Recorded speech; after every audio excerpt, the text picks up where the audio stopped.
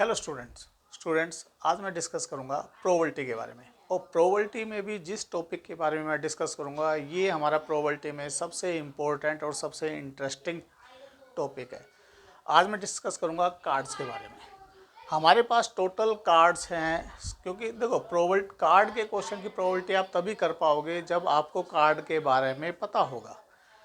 तो सबसे पहले टोटल कार्ड कितने हैं, उस कार्ड्स में क्या क्या टाइप हैं, कैसे किस किस कलर के कार्ड होते हैं, कौन से, और उस कलर में भी कैसे कैसे कार्ड होते हैं, सब पहले इनके बारे में डिस्कस करेंगे। फिर उसके बाद इसकी प्रोबेबिलिटी के बारे में डिस्कस करेंगे। तो देखो बेटा, सबसे पहले टोटल कार्ड्स हैं हमारे पास 52। टोटल कार्ड्स हैं हमारे पास 52। इस 52 को हमने दो उसमें डिवाइड किया है, दो कार्ड में डिवाइड किया है। कैसे? एक तो रेड कलर और दूसरा ब्लैक कलर। एक रेड कलर और दूसरा है ब्लैक कलर। अब रेड कलर के टोटल कार्ड देखो, टोटल 52 थे तो रेड 26 आ गए, ऐसे ही ब्लैक 26 आधे आधे में डिवाइड हो गया। अब उसके बाद रेड भी हमारे दो टाइप के हैं। रेड में दो दो, ये 26 है तो 13 में डिवाइड हो जाएगा, ये 13 एंड ये 13। अब कौन कौन से हैं?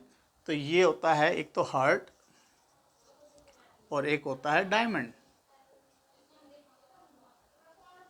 ठीक है, तो इसका शेप जो इस टाइप से होती है, डायमंड की शेप हमारी इस टाइप से होती है। तो ये 13 और 13। इसके बाद ब्लैक में कौन से कार्ड होते हैं? एक क्लब, ये भी 13, और दूसरा होता है स्पेड, ये भी 13।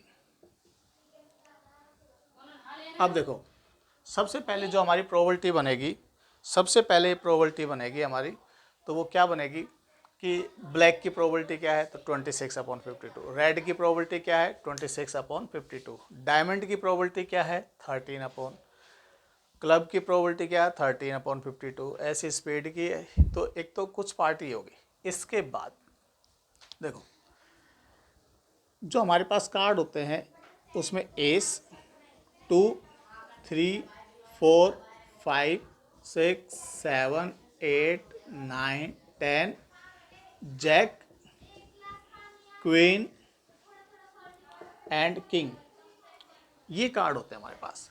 इनकी क्या खासियत है? एस है, ये 4 होते हैं। ऐसे ये 2 है, ये भी 4 होते हैं। 3 है, ये भी 4 होते हैं। ये सारे 4 होते हैं। जैक ये भी 4, क्वीन ये भी 4, और किंग ये भी 4। तो सबसे पहले जो इन कार्ड्स में देखो, सबसे इसके बाद एक आता है फेस कार्ड। तो फेस कार्ड में जो हमारे होते हैं, फेस कार्ड में कौन कौन से कार्ड होते हैं? जैक,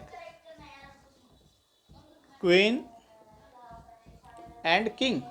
तो टोटल कार्ड कितने हो जाएंगे? जैक 4 होते हैं, क्वीन भी 4 होते हैं, किंग भी 4 होते हैं। तो 4 + 4 + 4 इक्वल टू कितना आ जाएगा? 12। अब इसके बाद अब फेस कार्ड में रेड फेस कार्ड कितने बचेंगे? तो देखो, जितने टोटल कार्ड है आधे रेड होते हैं, आधे ब्लैक होते हैं। ठीक है ना? तो रेड फेस कार्ड कितने हो जाएंगे? 6। ऐसे ब्लैक फेस कार्ड कितने हो जाएंगे? 6। अब इसके बाद एक होता है owner card.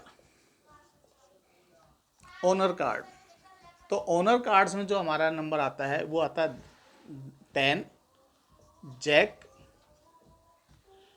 Queen, king and S.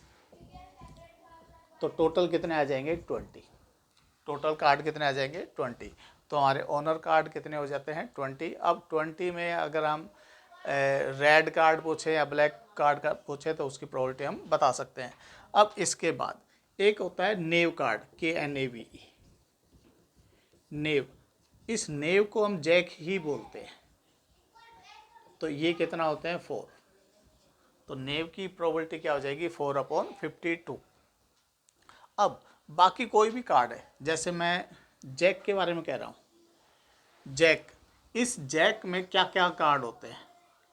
ये एक पार्ट ले रहा हूँ, बाकी सभी इसके लिए होता है। तो जैसे जैक, टोटल जैक होते हैं 4, तो ये सारे कार्ड 4 होते हैं। तो इस 4 में एक होता है स्पेड, एक होता है क्लब, एक होगा डायमंड और एक होगा हार्ट।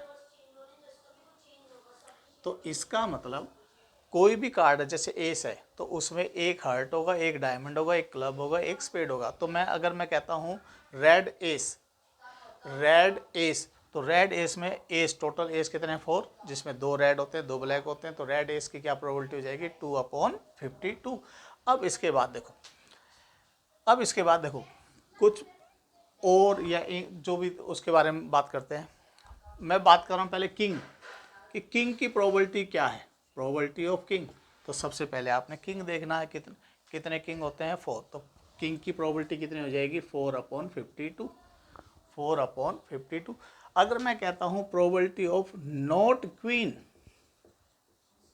नॉट क्वीन का मतलब है क्वीन नहीं होनी चाहिए, तो इसका मतलब ये 4, क्वीन कितनी होती है 4। तो वो कह रहा है कि 4 नहीं होनी चाहिए। तो कितने बच गए, टोटल कितना है 52, उसमें से जो नहीं होनी चाहिए वो माइनस कर दो।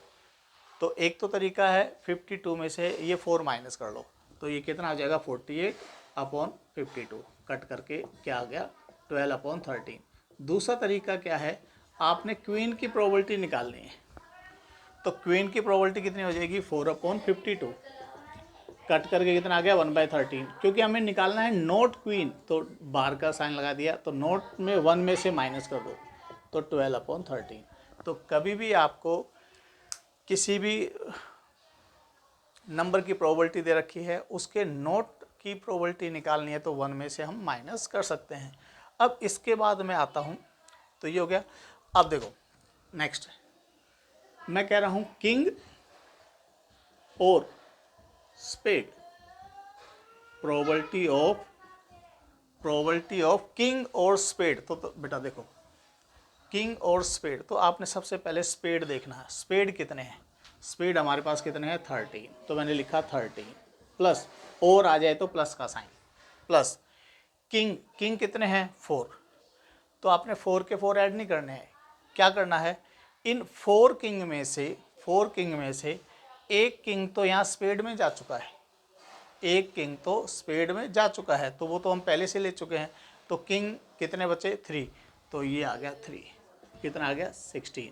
तो प्रोबेबिलिटी ऑफ किंग और स्पेड आ जाएगा 16/52, 16/52। अब नेक्स्ट अगर मैं कहता हूं कि प्रोबेबिलिटी ऑफ रेड और क्वीन, तो सबसे पहले रेड देखो, तो रेड हमारे पास कितने हैं 26 प्लस क्वीन कितनी है 4। इन 4 क्वीन में 2 रेड होती हैं 2 ब्लैक, 2 रेड तो यहाँ जा चुके हैं क्योंकि सारे के सारे रेड यहाँ आ चुके हैं। अब क्वीन कितनी बची 2 ब्लैक और बची, तो +2, तो ये कितना आ जाएगा 28 और अपॉन में क्या लिखोगे 52। ऐसे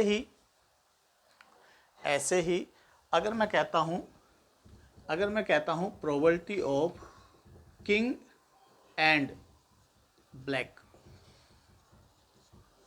किंग एंड ब्लैक, जब एंड का आ जाए और आ जाए तो ऐड करेंगे, सबको ले लेंगे। एंड का मतलब जो दोनों में कॉमन है, तो इसको किंग एंड ब्लैक, तो इसको आप ऐसे रीड करोगे किंग एंड ब्लैक मतलब ब्लैक किंग, ऐसे रीड करेंगे। एंड जहाँ आ जाए तो मतलब किंग और ब्लैक में जो कॉमन है वो लेना है। तो आप इसको रीड कैसे करोगे, किंग एंड ब्लैक को कैसे रीड करेंगे हम, ब्लैक किंग। तो ब्लैक किंग हमारे पास देखो टोटल 4 किंग होते हैं, तो ब्लैक किंग कितने होते हैं हमारे पास 2, तो इसकी प्रोबेबिलिटी कितनी हो जाएगी 2/52। अब एक आता है प्रोबेबिलिटी नाइदर